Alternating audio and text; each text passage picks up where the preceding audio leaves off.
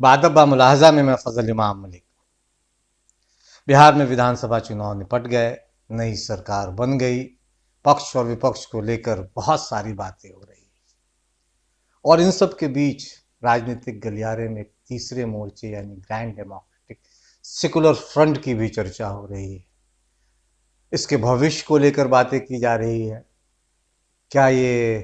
Front जो बना है उसमें जो सारे दल हैं वो भविष्य में भी बने रहेंगे या फिर वो भी बिखर जाएंगे, क्योंकि इनका प्रदर्शन बहुत अच्छा तो नहीं कहा जा सकता, लेकिन जितनी जल्दी बना ये फ्रंट,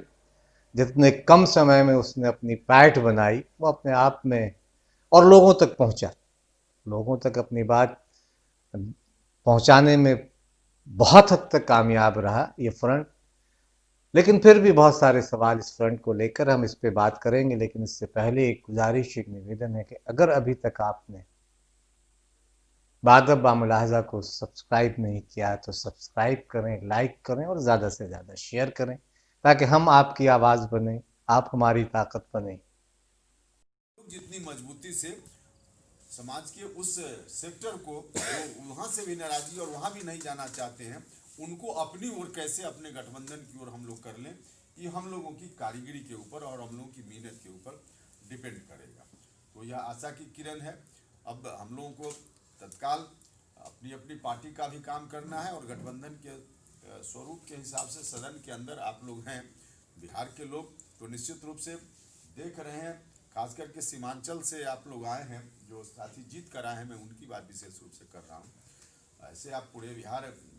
के मामलों को लेकर सदन में जूझिए। जो गठबंधन में हम लोग मिलकर कुछ इशू तय करेंगे, सड़क पर लोग लड़ेंगे, आप लोग अंदर कीजिए। लेकिन सीमांचल के लोगों की जो विशेष, उन लोगों के साथ जो आज नहीं बल्कि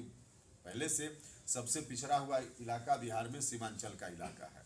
तो उस पर आपका विशेष फोकस रहना चाहिए, ताकि जिन लोगों ने आपके ऊपर भरोसा किया है उनका भरोसा और मजबूत हो, और आवश्यकता भी यहाँ तो हर तरह से उसकी ज़रूरत है। देखिए, खास करके माइनॉरिटी के लोगों को एक तरह से डराकर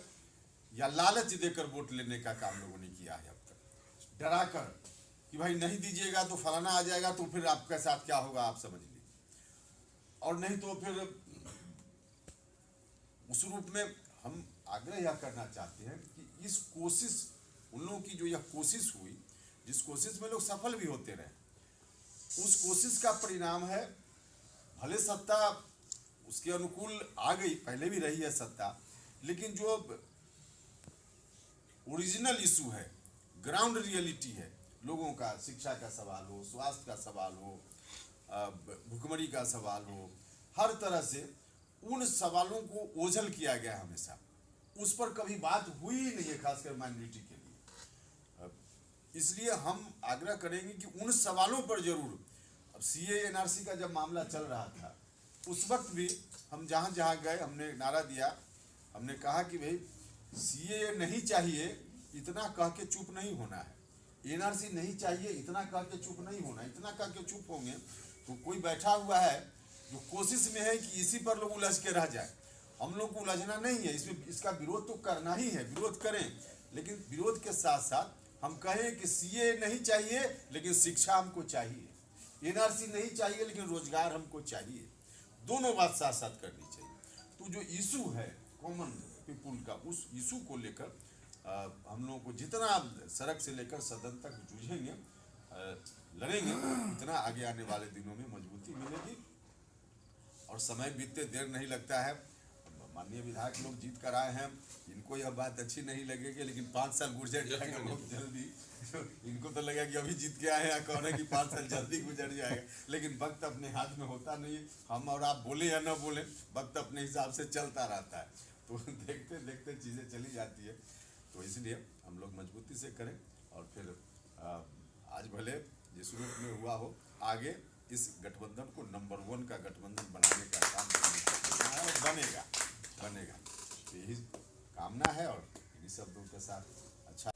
ग्रैंड डेमोक्रेटिक सेकुलर फ्रंट यानी जीडीएसएफ को लेकर राष्ट्रीय लोक समता पार्टी का मानना है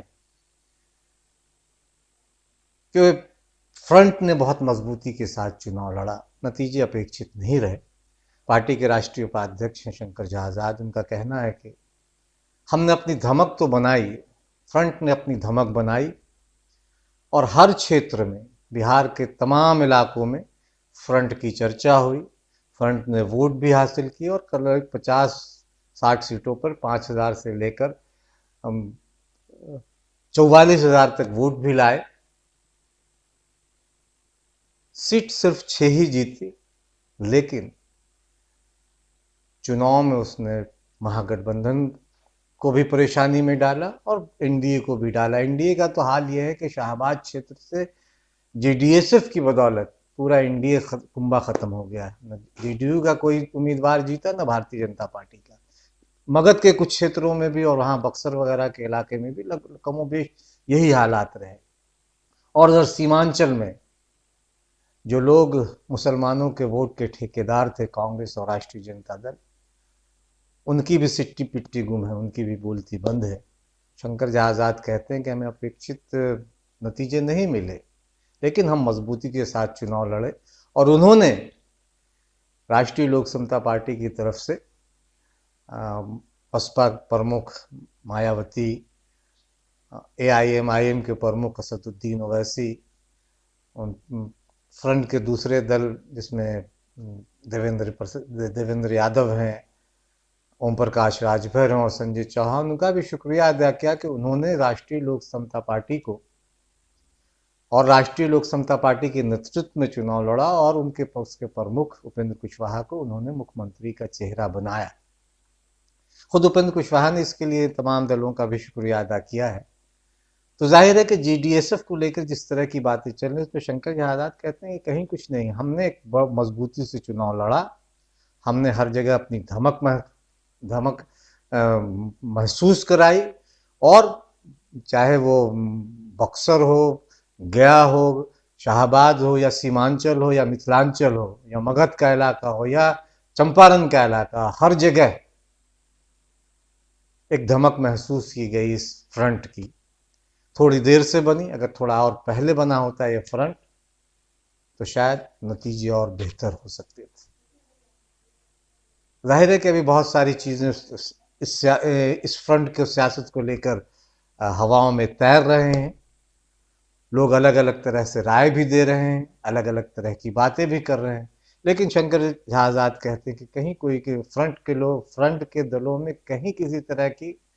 कहीं कोई आपस में कोई ये नहीं है, तालमेल है, और पूरी ताकत के साथ जन सरोकारों पर और दवाई, कमाई, पढ़ाई, सिंचाई, सुनवाई, कार्रवाई, जिन मुद्दों को लेकर चुनाव में उतरा था फ्रंट, उन मुद्दों पर सदन में भी बात करेंगे और सड़क पर भी जरूरत पड़ेगी तो उन जन सरोकारों, अक़लियतों, पिछड़ों, महादलितों, अति पिछड़ों, वंचितों के सरोकारों को लेकर, शिक्षा, स्वास्थ्य जैसे मामलों को लेकर फ्रंट, राष्ट्रीय लोक समता पार्टी भी सड़क पर उतरेगी और फ्रंट के भी सड़क पर उतरेगा। ये एक रणनीति है। भविष्य की सियासत को लेकर फ्रंट के दलों को लेकर बहुत सारे कयास लगाए जा रहे हैं, बहुत सारे अगर मगर हो रहे हैं, लेकिन शंकर झा आज़ाद कहते हैं कि जल्दी फ्रंट की बैठक होगी, आगे की रणनीति पर चर्चा होगी और बिहार की राजनीति में फ्रंट एक मजबूत विकल्प के तौर पर उभरा है। वो और मजबूती से लोगों के बीच अपनी पैठ बनाएगा, ये विश्वास है। जाहिर है कि फ्रंट इतनी जल्दी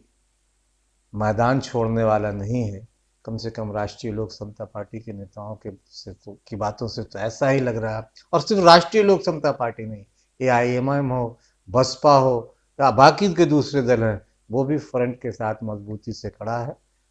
और जो सूत्र बता रहे हैं कि जल्द ही फ्रंट के तमाम दल आपस में मिल बैठकर भविष्य की रणनीति तय करेंगे, ताकि बिहार में जन सरोकारों के मुद्दे पर बड़ी और लंबी लड़ाई लड़ने पड़े तो लड़ी जाए, सड़क पर भी और विधानसभा में भी। देखना है आगे आगे होता है क्या, क्योंकि परिवर्तन की जिस मशाल को फ्रंट ने चुनाव से पहले जलाया था, उस मशाल को फ्रंट बुझने नहीं देना चाहता।